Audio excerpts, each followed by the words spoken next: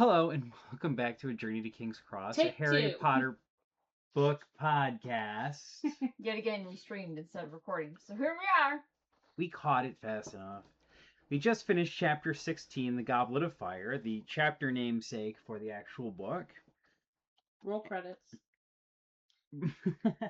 Game's over. Let's go. I mean, to be perfectly honest, that would be an interesting way to wrap up. I mean, to be perfectly honest, like, this is, like, the highlight of, like, the Goblet... No, wait. It's the Tri-Wizard Tournament, so I don't know why I think the series was, like, okay. What? No, the book is The Goblet of Fire. Really? Look, it's the Goblet of Fire. Right. The Goblet of Fire. Okay.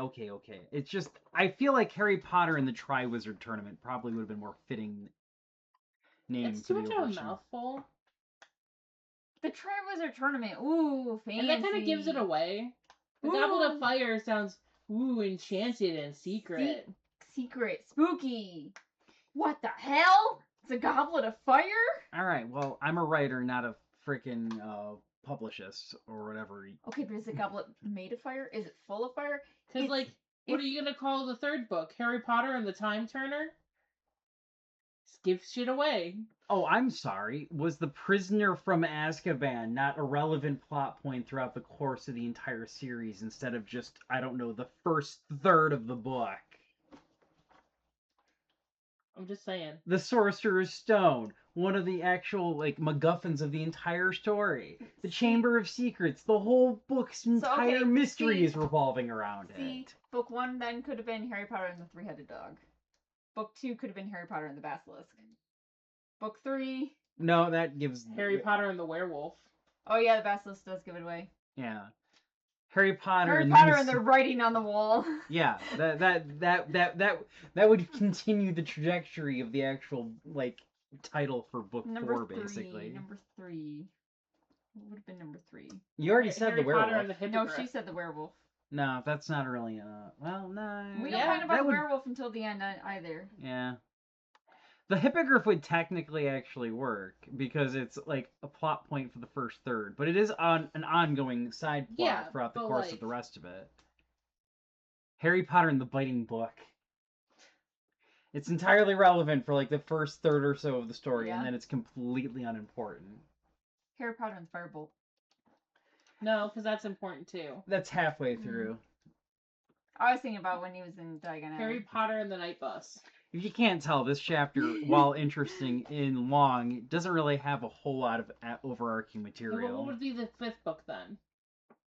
Instead of Order of the Phoenix? Harry Potter and the Dementors. That's way too early. That's only like the first, like, that's relevant for me. Harry Potter and Grimmauld Place. Harry Potter returns to the Night Bus. No? In book 5? Mm-hmm. Is he on the Night Bus? No. Was it? I thought it was the Night Bus. I thought it was the next one that because Ron goes on the Night Bus the next time. I thought it was 6 or 7 they were on the Night Bus. That's the dogs playing. They're chasing each other. I swear it's in book 5. We'll get back to that and everything. It'll be a fun comment section next time me and my wife decide to pick book on me. Book 6. Harry Potter and the New Potions Master. I mean, that might go a little bit longer than that, actually. Harry Potter and the Ruined Date. Harry Potter and the Subway Date. I think that was no, that was movie. That was movie. I can't remember much of book 6. I read it too fast and didn't retain it. To be fair, it's really good and everything, but I can't really think of any serious plot points that only erupt during the first third or quarter of the actual 6th book or something. Because almost everything that I can think of the series is either, like, relevant to the whole thing. You know what I mean? Like, the whole, like... Harry Potter and the Hogwarts Express. Because he has that whole thing where he stalks, Draco on the Hogwarts Express. Oh, dang. I mean, that might be the closest I can think of. Because then, that's the whole invisibility cloak punch and stomp on his nose or something. Yeah, but he continues to go after Malfoy for the rest of the series. Yeah, but it's not Harry Potter stalking Malfoy, it's Harry Potter and the Hogwarts Express. Yeah. So what's book 7? Harry Potter and the wedding. The wedding? Harry Potter at the wedding. God, that would be such an interesting book. Oh man, Harry Potter at the wedding. People would be like, who's he gonna marry? He's getting married. Oh god, that would be the thing that everybody'd be focusing on. And it turns out it's freaking Flora Delacour, who I think we officially get named in this chapter. I don't think her Yeah. name was brought up. Nope. So yeah, Fleur's She was like just yeah, the Fleur's Vila wedding. girl. Yeah. She's The- not a Vila. Really? Because Turns every out Ron- girl is her looking. Every guy is looking at her. Turns out she is half Vila. I like how Spoilers. Harry wanted to mention it, and it's like I don't like Ron right now, and then proceeds to forget about saying something until after he gets screwed over by the freaking pheromone crap. I wonder if that's something that she could turn on and off, or if it's just permanent. I hope she could turn it off. It's weird though. Of all of the things, the pheromone thing though, I don't know. It feels so anime in a sense, and so it's so weird that it's brought up here. I think it's brought up once for this book, and then never mentioned again. Well, yeah, because she gets into a committed relationship. It's very animal thing. Because Yeah. like we have like animals communicate through pheromones, and Maybe it there's only happy lasts until pheromones. she finds a partner. and then the pheromones die down, Yeah. She found her. or they mate. become targeted. Like you're the man. Maybe.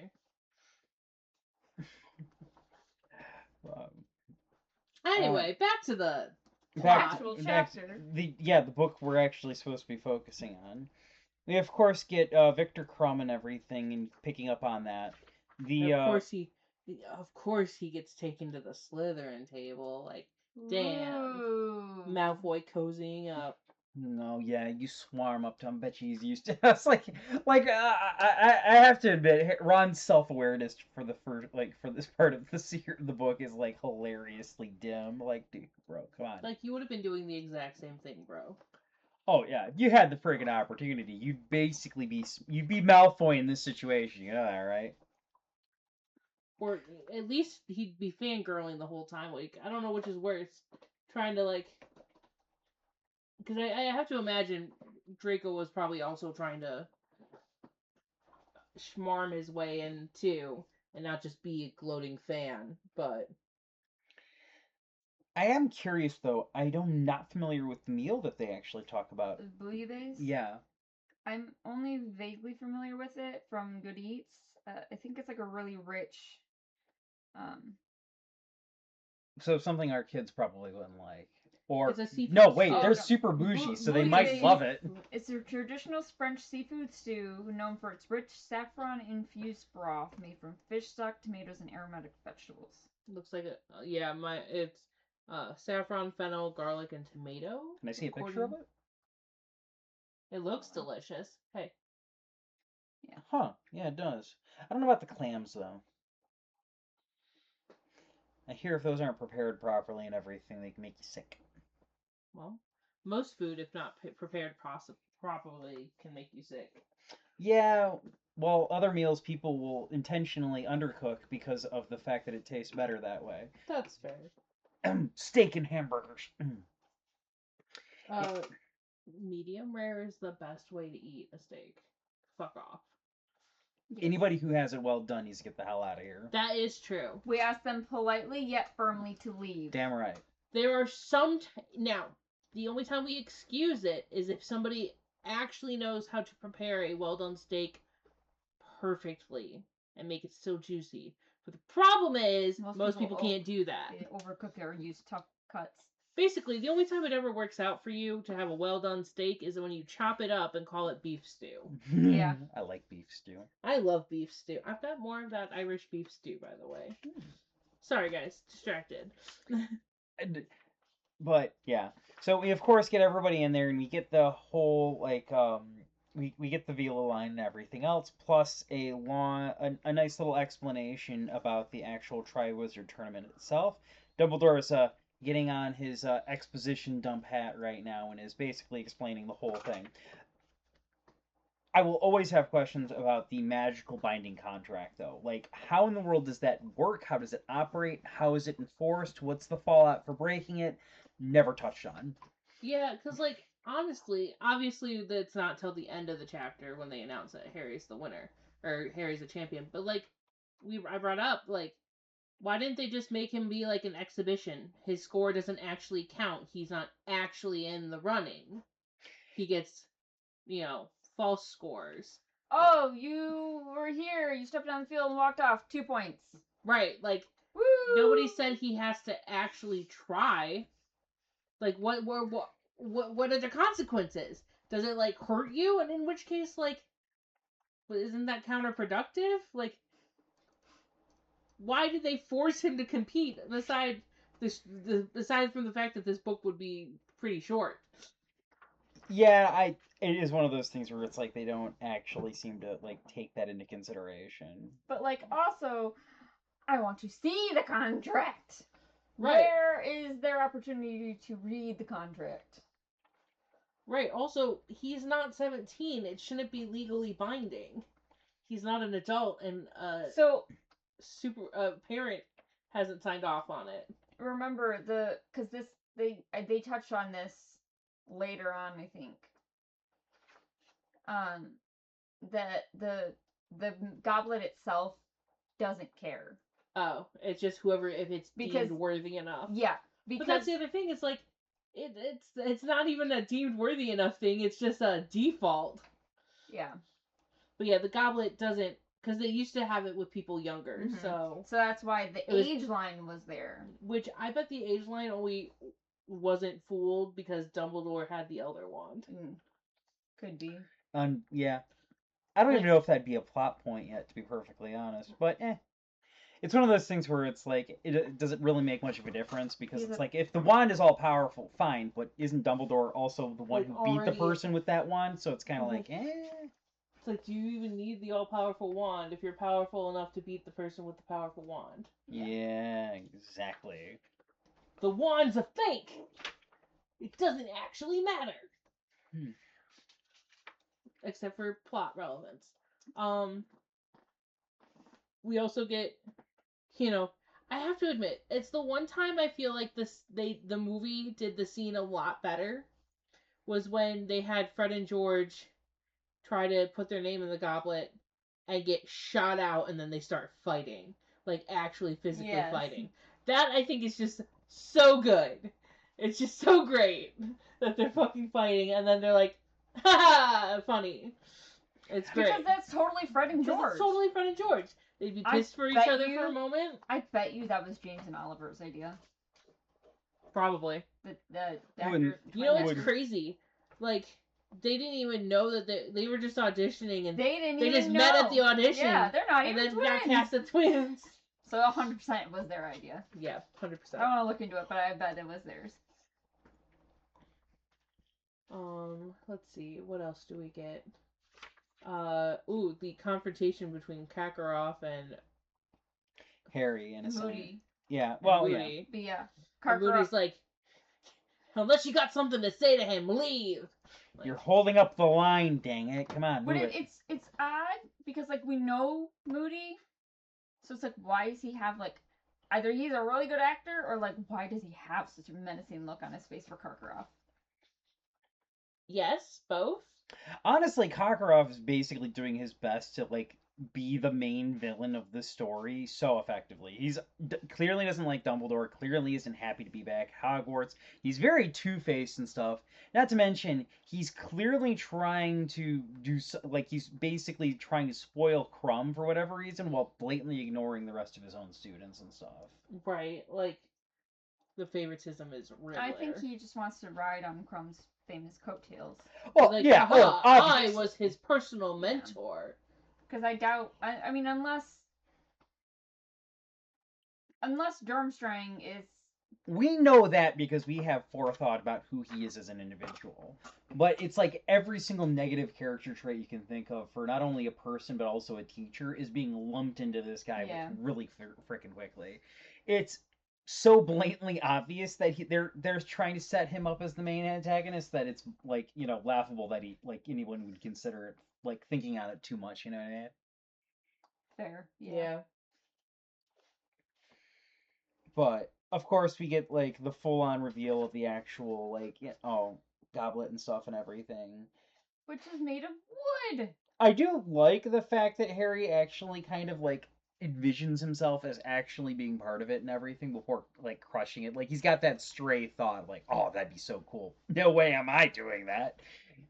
But you know, like it makes Well, yeah, Fred and George are like, you gonna do it? They're like, you've done a bunch of crazy shit. You gonna do it? You in? Dumbledore likes you. He'd let you pass. And then he's like, nah. Man, this could have been his most chill year ever. To be fair, though, there is a hint, though, at some personal history between Mad Eye Moody and Karkaroff, because Karkaroff, like, drains of color just seeing Mad Eye and everything. I bet you Mad Eye was the one that put Karkaroff. Oh, no, they confirmed that later on. Yeah. I think it was another trip into the, the Pensieve? in the Pensieve and everything. We, of course, get the next day and everything with the whole, like, attempt of fooling the age line and everything, and having glorious beards. And of course, somebody had to make an offhand comment, me, about this is the only time they ever see themselves as old men. Shut the hell up! I did that intentionally. I know what I did. You're an asshole. I know. You're an asshole. I love you too. You're gonna burn in hell. Probably. Well, you were out here ripping our hearts out and stabbing them with a knife. I answered my own question of why Moody was looking so pissed off at Karkaroff. Because he's free. Who did Karkaroff name to get it free? Oh, Barty Crouch. Junior. Yeah. Nah, that's movie only. I don't think Is it? No, Really? I think it's in the book. No, I don't think he actually names him in the book. He gets caught with Bellatrix and the others after the torturing of the Longbottoms, remember? Yeah, but also... I don't think Karkaroff names him in the books. Well, I'm going to find out while we... Well, it wouldn't be in that book. Yeah, it is. Yeah, it is. Because this is the only time, like, Barty This Crouch is Jr. is a where relevant Harry's character. looking in the Pensieve. He's completely the forgotten. Pensieve isn't Yeah. in that book. Why did I feel like it was in book? He accidentally activates it and stuff after I think the incident with Madame X, like, you know, like with Barty Crouch Sr. They walk off after a discussion and everything, and Harry ends up getting into the Pensieve, going into some of the memories and stuff of Dumbledore, focusing on certain like things that he's worried about and thinking about, which is a lot of the stuff that happened directly after the Voldemort's fall. Yeah. I had it out of order in my brain. Let's see. Yeah, but Karkaroff named quite a few. Yep. Okay. The last name that Snape was the last name that he named. That he was like, oh, also Snape, and then that's what it was. Oh, but it doesn't say that he names Crouch. Oh, it looks like I get to be right this time around. Unless it was Bagman who named Crouch. Nope, none of them did. Not in this book anyway. I have to admit the audiobook, like the regular one, does an excellent job of like portraying Barty Crouch Jr.'s panic when he's getting dragged off in that one. We'll get to that point when we get to it though. We of course we get the I haven't gone down to see Hagrid and everything. I'm gonna try and give him a spew thing and stuff, and there's just some comments that Hagrid makes that I'm just sort of like, ugh. As soon as he says, "Well, there's weirdos in every group and everything," the way the author reads that, Dobby. yeah, when Hagrid like says that comment, "Well, there's weirdos in every group and everything," like he isn't one of the biggest freaking weirdos when it comes to wizards and stuff and everything. Right. You know, I would have given kettle. I would have pointed out kettle cauldron. Yeah, like. You know, you're kind of an, a weirdo yourself and everything when it comes to wizards and stuff and all that. You think that, you know what I mean? Like, you're playing a very dangerous game there, Hagrid, with that comment. But, and of course, as soon as he sees Madame Maxine and everything, he just completely forgets about the trio that's currently hanging out in his house, basically. I'm just sort of like, yeah, jeez. They're like, what the fuck? Rude. Like, I've never seen him have that sort of facial expression before, except when he was looking at a baby dragon and everything. I'm just sort of like, oh, jeez. I do think we also mentioned it. They're trying to get Hagrid to spoil the trials, How funny would it have been if he did spoil them, thinking none of you three are going to be part of it? So I'll talk a little bit. Lo and behold, Harry. I shouldn't have told you that. I shouldn't have told you that. I think just really impress upon the whole Hagrid can't keep his mouth shut. But like, you know what? It's character growth. He did keep his keep mouth a secret up until a point. He does eventually let Harry know what the actual first task is and everything. So it's like, he's still in character for the. He just managed to hold out a little bit better. He saw the others already doing it, so no, I don't. Because he was gonna let Mad and Maxine see the dragons, and he figured that they would have also. I don't think he would have even considered it, to be honest. It wasn't until after, like, Madame Maxine basically stands him up at the Yule Ball and everything that he basically understands, she was probably using me and everything, you know? And he wasn't even aware of Karkaroff running around out there in the dark. That's true. Who would? Greasy little git. He's like everything people thought of Snape all rolled into one before the whole technically doing good things for the wrong reasons Snape thing that eventually went on. But we of course so I think other than that we get the reveal of the different individuals, and like obviously Crumb's going to be the like Triwizard champion and everything. There isn't a like outside of that one guy, there is not a single named student of like of his actual school.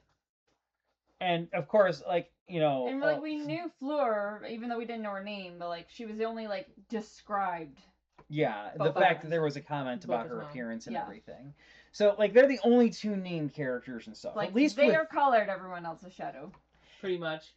Or the anime classic, well, that's one of them, but also everyone else has no faces. Yeah, I think the only difference is that Hogwarts actually has a couple of people that get named. I think Angelina Johnson, who gets like says she entered in. Miss Fawcett ended up in the hospital wing.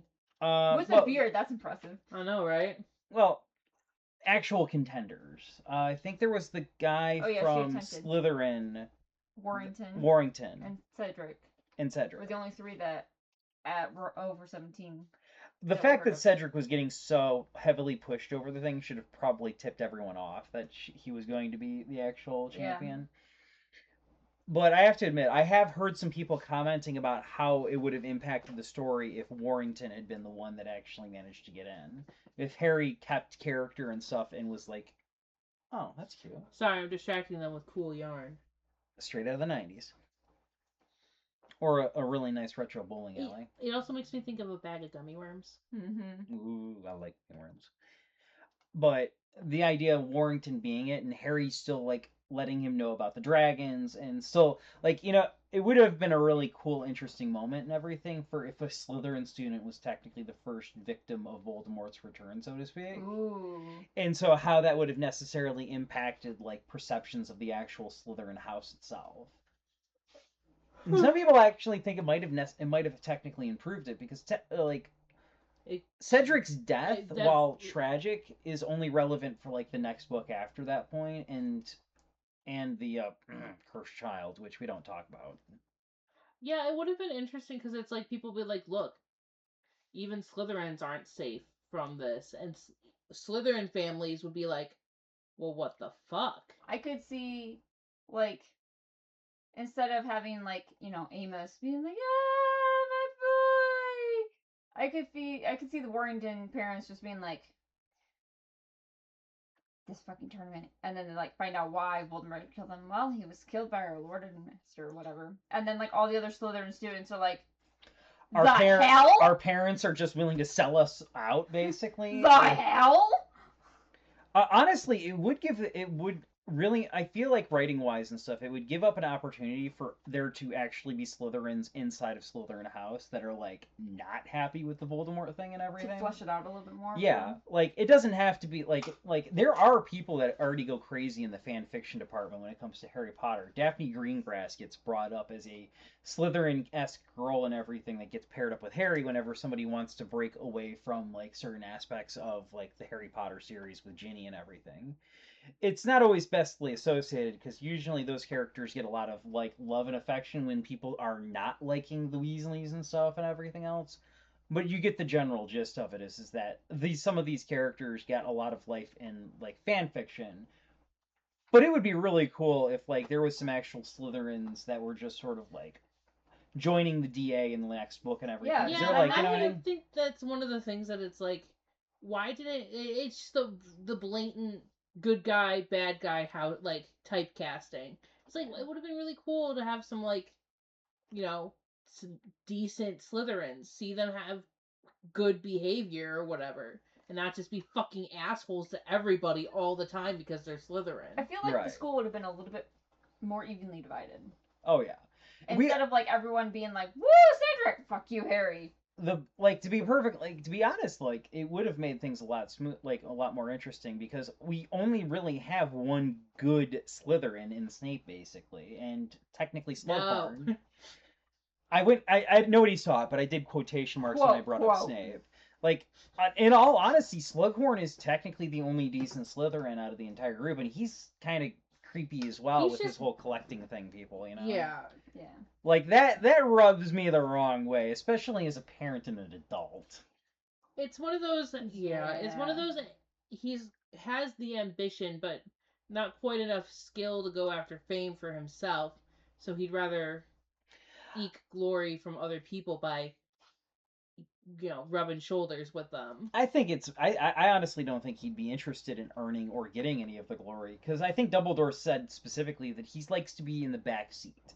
He'd be more than comfortable to sit back and like connect other people and be like that person that knows everyone that's important and not necessarily be important. True, because it also keeps you from the spotlight, and also, if you fuck up, then nobody knows. Not to mention you get The all whole the world perks. doesn't know. Because he even says like, oh, this person sends me this food and this other person sends me tickets to their Quidditch matches Whenever and I stuff. ask for them. Yeah, I he wouldn't- like I he would- gets all of the benefits of people being of the fame without necessarily being involved in it.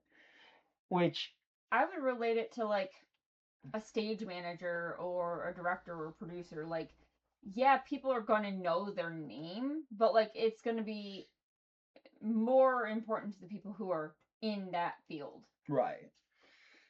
Which, to be perfectly honest, is interesting and everything, but like having somebody who like, somebody whose like greatest ambition is to be an Auror, basically. Like, oh man, I'm in Slytherin because I'm super ambition and I want to be a freaking Auror and everything, and that's exactly what I'm bull hunting for. You know what I mean? Like, Or, have like- like a Slytherin who's hyper focused on their ambition and everything else is just white noise, basically. Or like, let's go even more left field, because that's like direct opposite. More left field is my biggest ambition. Like, I'm kind of like relaying off of me.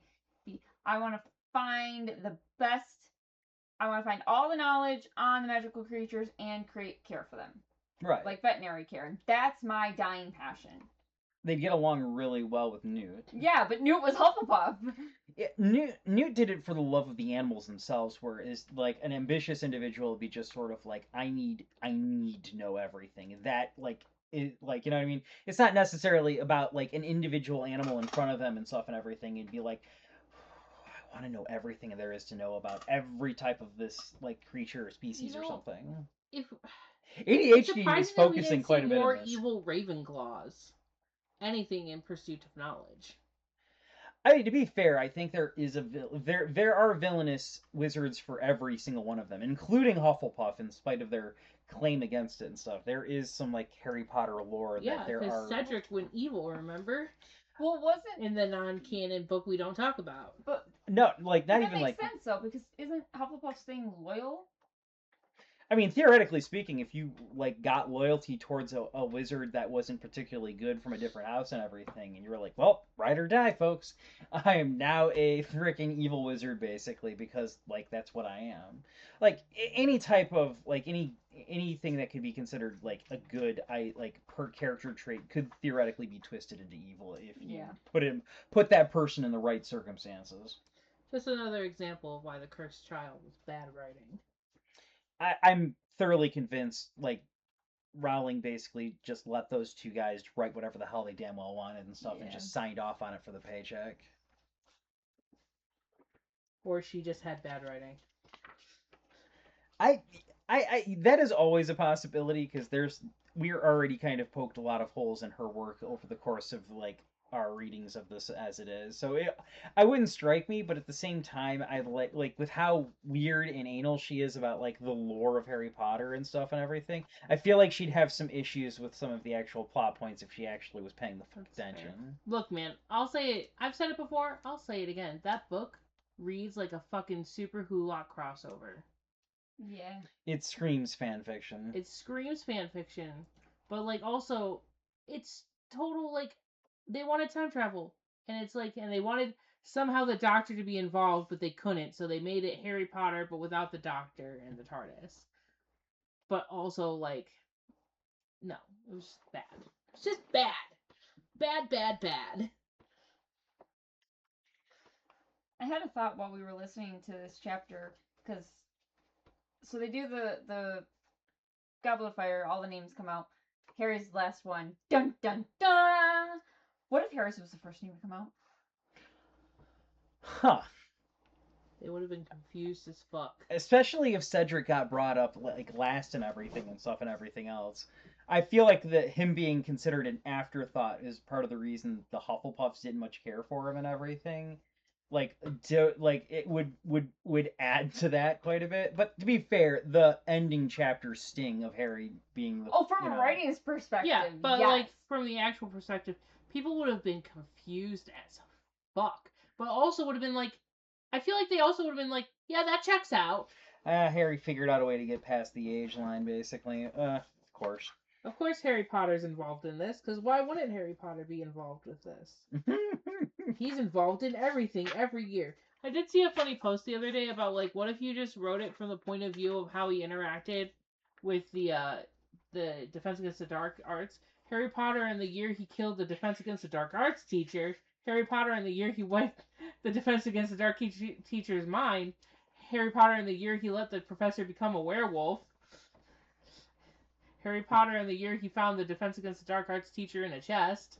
Harry Potter and the year he gave the Defense Against the Dark Arts teacher to a group of centaurs. Harry Potter and the year he stole memories from the Defense Against the Dark Arts no, because the different that's Potions Master. Harry Potter and the year that he outed the Defense Against the Dark Arts teacher as a traitor. And then 7, there wasn't a Defense Against Dark Arts teacher. Yeah, they were just dark arts teachers that year, and he didn't really interact with them too much. Oh wait, no, Harry Potter in the year I used Crucio on the dark arts teacher for spitting on McGonagall. Yep. Valid crush out. Valid. Looking for something? No, I didn't say anything. So I was looking to see if in the writing of the chapter what it said that Harry, Ron, and Hermione did after they left the hall. But they just had the interaction with Karkaroff, and then it was just the next morning. Yeah. Because, like, I remember, like, Ron saying was all, like, well, you somehow found a way to do it, or whatever, but, like, if they had, clearly stated that Harry was with Ron and Hermione all evening up until bed, and they got up, went down together, or whatever. Yeah. Then he could be like, I don't know why my name came out. Even if it is first, I don't know. It's like, I don't want to be a part of this. I do like there are a couple of little things about this chapter that I do like. The fact that, like, everybody's staring at Dumbledore to finish his damn meal like he's the person in charge of the clock or something along those lines. Harry commenting that he was getting a little tired of the feasts and stuff and everything, so it was taking a little bit longer to eat through the food and everything. It's like, you can only celebrate so many times before it starts becoming wearisome. Yeah. But also, like, okay, the bouillabaisse stew, that makes sense as a feast thing, but, like, there was also steak and kidney pudding and black pudding. Those don't really scream feast foods to me. Well, no, black pudding would be, kind of. It was, traditionally, it's more of a Christmas kind of pudding, and it takes longer to make, I believe.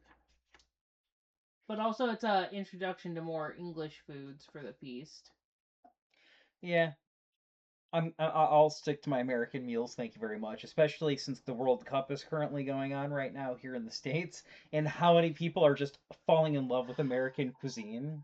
Oh yeah, that's true. Uh, We got wait, knocked what's out. crazy? Thank God. Um, look, I'd love to root for the United States, but after what happened with Yeah. our stupid ass president, it's kind of a good thing that we didn't move forward. Have you guys heard about the Miku War? Oh, yep. No. Okay, Oh, so I during didn't tell you Japan's this. match, No, you told me fans were about. basically like, whoever, like, if Japan loses, they lose Miku. But now Miku has been and they did lose to Brazil. Yes. And then Brazil went against the Netherlands and lost. Norway. Or Norway specifically, sorry. Norway and lost. So they gave Miku to Norway, and now it's like Norway Versus England. It's like, you'll lose her if you lose. So like they're drawing like there's Everybody's like, no, we stuff. can't have we can't have her go back to the English and everything. I am. Okay, from what you've told me about Holland, we think Norway's gonna lose. Oh yeah, Holland's like not Holland's happening from what I heard. Holland is like amazingly entertaining. I've seen so many TikTok edits of this guy, and I'm like, I've never had a favorite soccer player to like show my my United States pride and everything. This guy is amazingly fun. Oh god, like there's so many people trying to pick fights with him and everything, and he's like fighting with a brick wall with this guy. Oh man, like so many like quips and stuff. It's like, Holland, get the ball. Holland want ball, get ball. Holland want ball, basically. Oh man, some of the jokes are just amazing. They even had a couple of people draw him with Hatsumiku's hair and everything after the whole thing with Hatsumiku and everything. I've been more invested in this World Cup than I've been invested in any World Cup beforehand and everything. And I'm so hoping that they actually win the actual they actually win. I want them to win so badly. I'm voting. Not to mention, I want the English to lose because fuck the English. And French too. I don't want France to win either. Listen, we're American. Our whole thing is picking on make the English lose. we pick on the British and we pick on the French. Yeah, I think picking on the French comes from our British roots. It does, unfortunately, which is crazy considering the French were our allies. We shouldn't be picking on the French.